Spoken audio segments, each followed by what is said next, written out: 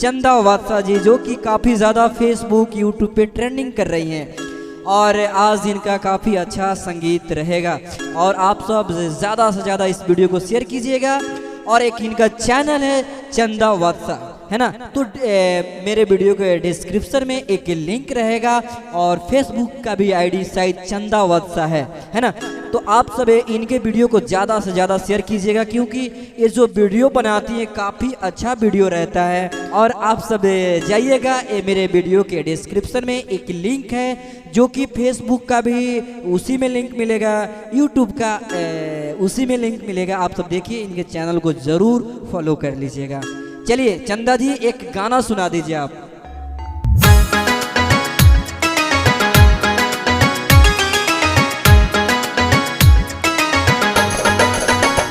सुना बात जौन कहिले उ मनाए बला, जाके घाघरा चोलिया से अइहाए सजन।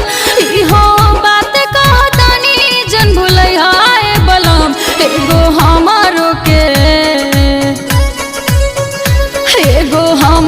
के झूलानी गढ़ा दे बलम, एगो हमारो के झूलानी गढ़ा दे बलम, एगो हमारो के झूलानी गढ़ा दे बलम।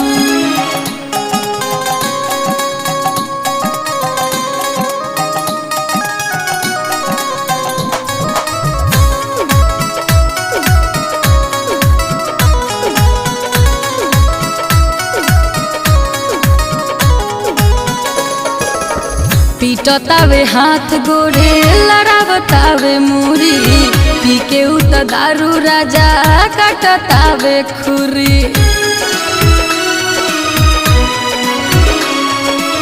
पीटतारे हाथ गोर, लड़ावतारे मुरी, पी के उत दारू राजा काटतावे खुरी। जब नशा में रहेला हिलावे खाली मुरी, तब पियला पर राजा नहीं बुझे मजबूरी। खाली पी के बरांड तुरल नौका हमर चूरी, एगो हमारो के झूलानी गढ़ा दे बलम, एगो हमारो के झूलानी गढ़ा दे बलम।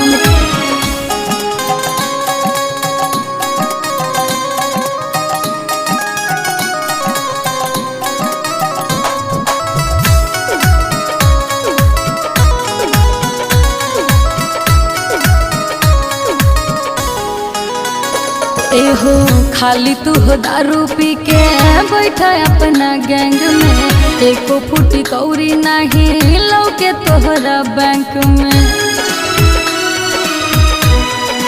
ए राजा खाली तू हो दारू पी के बैठा अपना गैंग में, एको फूटी कौरी नहीं लौके तोहरा बैंक में।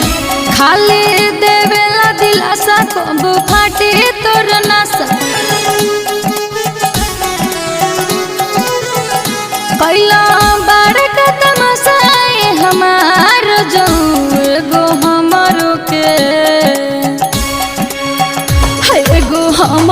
के झूलानी गढ़ा दे बलम, एगो हमारो के झूलानी गढ़ा दे बलम, एगो हमारो के झूलानी गढ़ा दे बलम।